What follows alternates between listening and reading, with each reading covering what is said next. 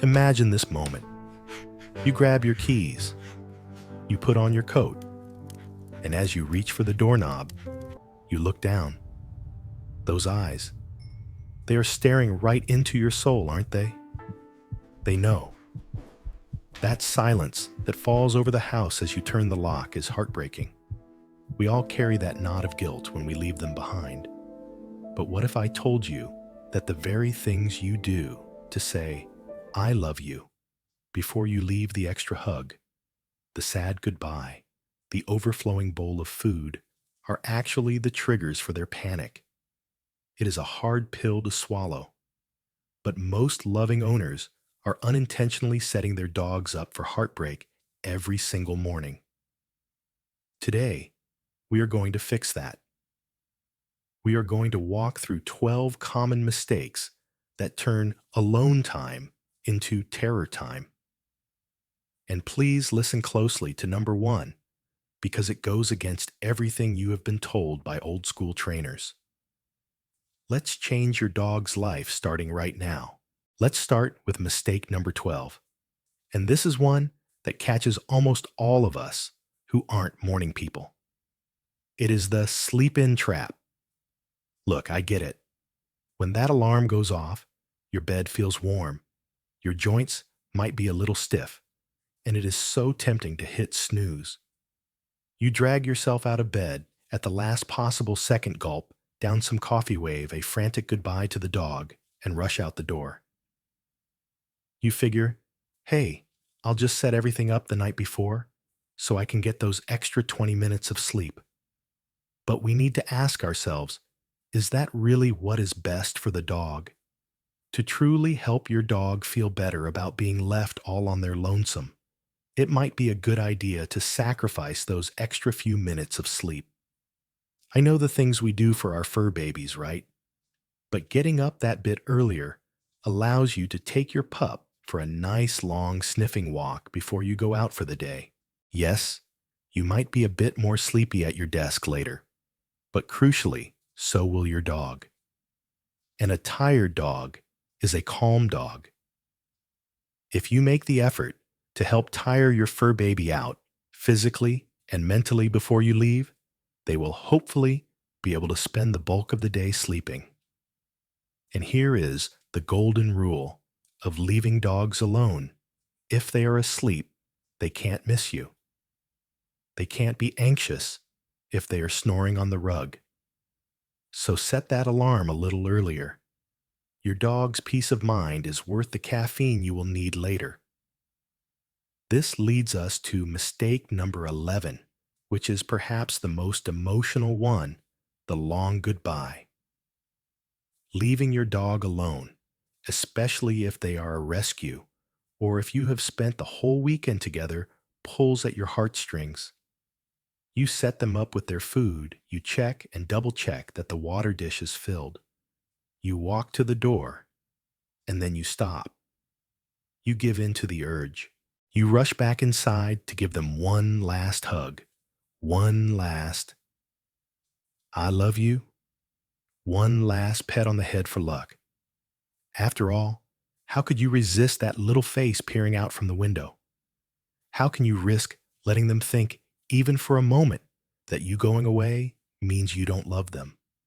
But although it feels like you are reassuring them, making a big production out of your departure might be doing your fur baby more harm than good. Remember, dogs are experts at reading our energy. They act as mirrors to our emotions. If you act like leaving is a tragedy, they will believe it is a tragedy. When you use that sad, high-pitched baby voice, when you apologize to them for leaving, the message your dog receives is, this is a big deal. The human is upset. Something bad is happening. I should panic. If you want your dog to feel like being left alone is no big deal, you need to behave from the start like it isn't a big deal. A low-key, boring goodbye is better for your dog, even if it feels a little cold to your human heart. Just walk out. They will be okay.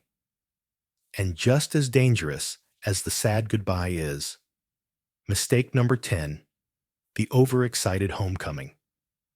This is likely to be pretty hard to resist because your pup is probably going to make a huge deal out of your return.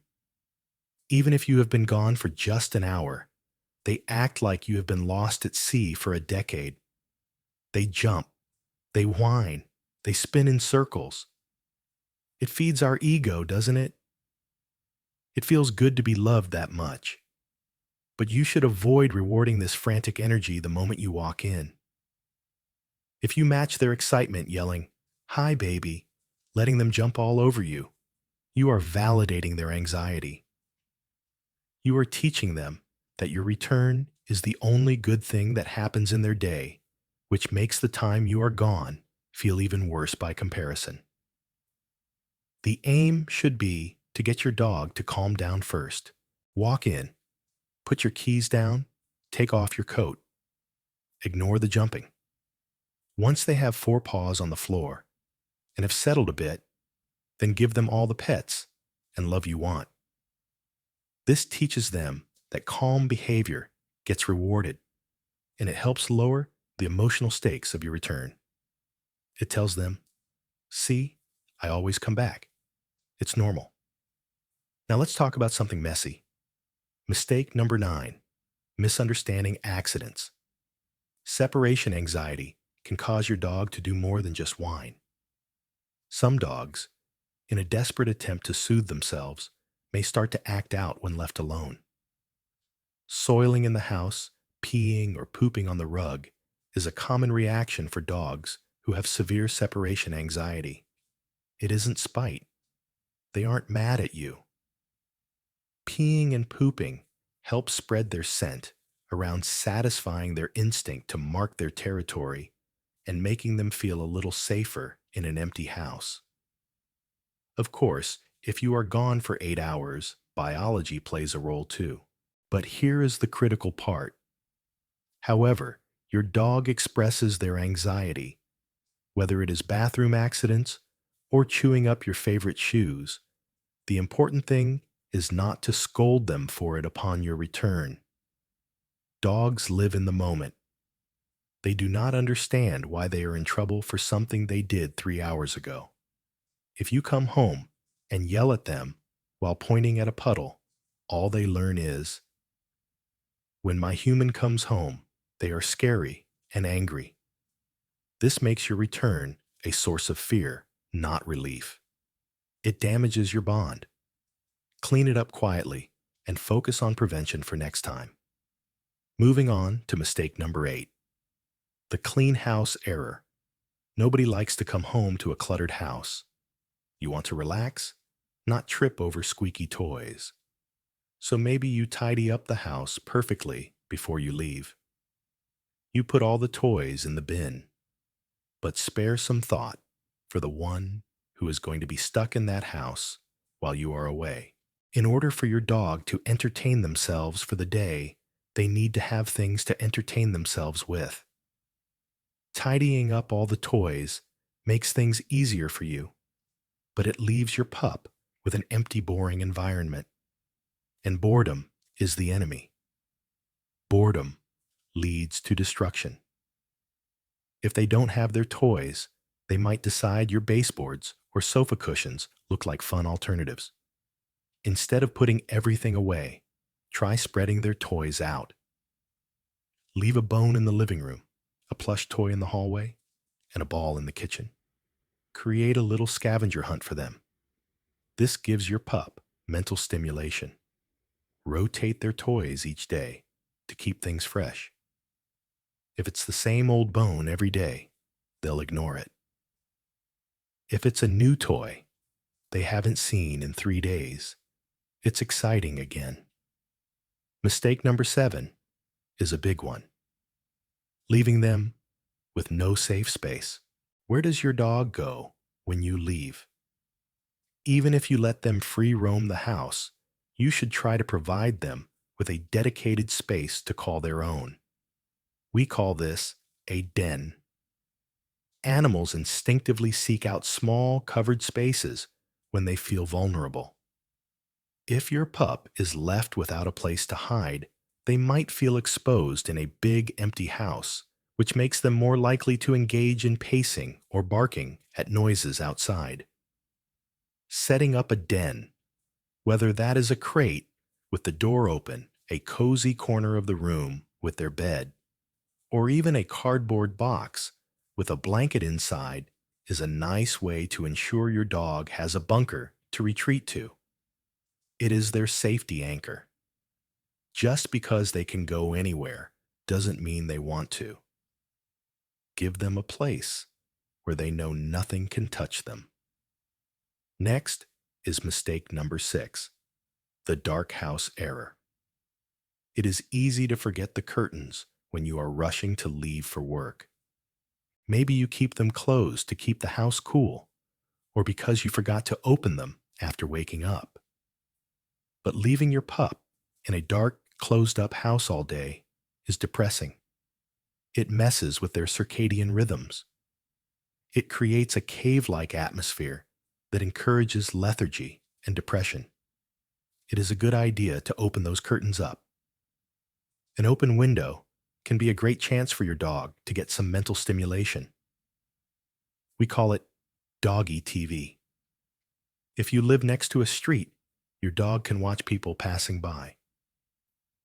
If you live in a more rural area, your pooch will enjoy sitting in the windowsill, keeping an eye out for squirrels and birds. The open curtains also allow your dog to have natural light.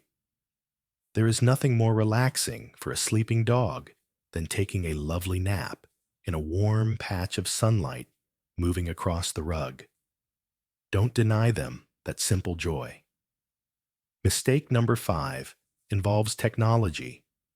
The random noise mistake. If you are worried about your pup feeling lonely in the silence, you might consider leaving the TV or radio on for them. The sound of human voices can be soothing. This isn't a bad idea, but it needs to be handled carefully.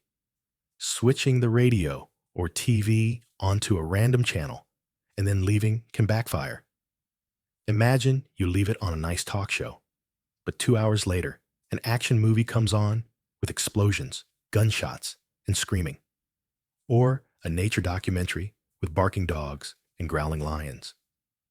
These sounds could terrify your dog, and since you aren't there to explain that the lion isn't in the living room, they have no way to be comforted. If you plan to leave the TV on cue, up a specific playlist of calming music, classical or reggae, are great, or put on a DVD you know is safe. Create a soundscape of peace, not chaos. This brings us to mistake number 4, the cold turkey approach. This is especially true after holidays or weekends. Your fur baby won't enjoy it if you go straight from spending 24/7 together to suddenly leaving them alone for 8 hours straight on a Monday morning. That shock to the system is a prime trigger for separation anxiety. If you are getting back into a work routine, you need to start small. Practice mini departures. Give your dog a signal like saying, "I'll be back," and then turn to leave the room. Close the door for just 5 minutes. Then come back. Don't make a fuss. Just reward them if they were quiet. Keep doing this, extending the time to 20 minutes an hour, 2 hours. By doing things gradually, your dog learns the pattern: you leave, but you always come back. It builds their confidence muscle. Mistake number 3, the unpredictable schedule. Dogs are creatures of habit. They are surprisingly good at keeping track of time despite never wearing a watch. They know when 5 p.m. hits. Their stomachs know, and their internal clocks know. If you come home at the same time every day, your dog derives a significant sense of safety from that routine. They know they don't need to worry about whether you are coming home until that special time of day. They can relax from 9 to 4 because they know nothing happens then.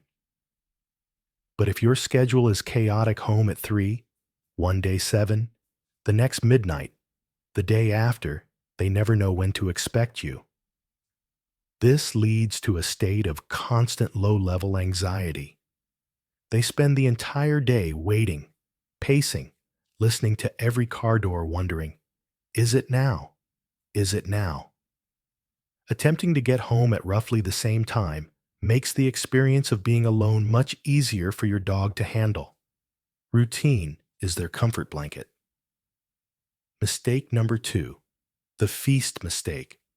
Nobody wants to think of their fur baby going hungry, so leaving a massive bowl of food seems like the kind thing to do. But this can lead to overeating and a tummy ache. Your dog has evolved for a feast or famine lifestyle. If you leave a huge bowl, meant to last all day, most dogs won't ration it out sensibly. They will inhale it in 5 minutes, feel bloated, and then be hungry and bored for the rest of the day. Instead of a free-for-all bowl, use their food as entertainment. This is the best hack for home-alone dogs. Put their breakfast inside a frozen Kong toy, a snuffle mat, or a puzzle feeder. Make them work for it. Licking and chewing are naturally soothing behaviors that release calming endorphins in a dog's brain. A frozen Kong with peanut butter can keep a dog busy for 40 minutes, tiring them out right after you leave so they fall asleep. It turns alone time into yummy treat time. And finally, mistake number 1, the cry it out myth. When you start training your dog to be alone, you might hear advice from old-school trainers or well-meaning friends telling you to just ignore them if they cry. Let them cry it out, they say. They'll get over it. If you go back in, you're letting them win. This is dangerous advice. If your dog is in a state of true panic, drooling, clawing at the door, howling in distress, leaving them to cry it out, will only make them more traumatized. They aren't throwing a tantrum. They are having a panic attack. They won't understand why you aren't coming to help them. They might decide they need to scream louder or dig harder to get to you.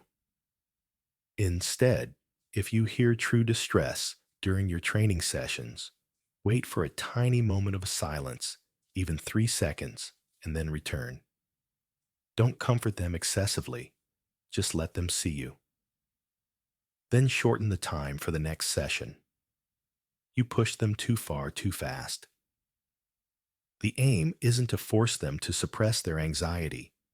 It is to teach them that they don't need to be anxious in the first place because the separation is short and safe. Even after you make the effort to ensure you are leaving your fur baby in the best possible position, it can still be hard to tell if they are truly happy. But by creating positive associations, giving them that special frozen treat only when you leave, making sure they are tired from a walk, and keeping your goodbyes calm, you can change their mindset. With consistent practice and these small adjustments, you will help your dog feel more secure. They might even start looking forward to you leaving because they know they get the good snack. We spend so much time expressing our love. Who wouldn't just look at that beautiful face waiting for you? But our affection does not always translate naturally into doggy language. Forget hugs and kisses. Sometimes the best way to say, "I love you," is to teach them how to be brave without you. I would love to hear from you in the comments. What is your dog's name? And do you have a special routine when you leave the house? Maybe you give them a specific toy, or say a specific phrase like, "Be a good boy," "Guard the house." Share your stories below. Let's help each other make our dogs the happiest they can be. And if you found this helpful, please subscribe. We have so much more to learn about our best friends.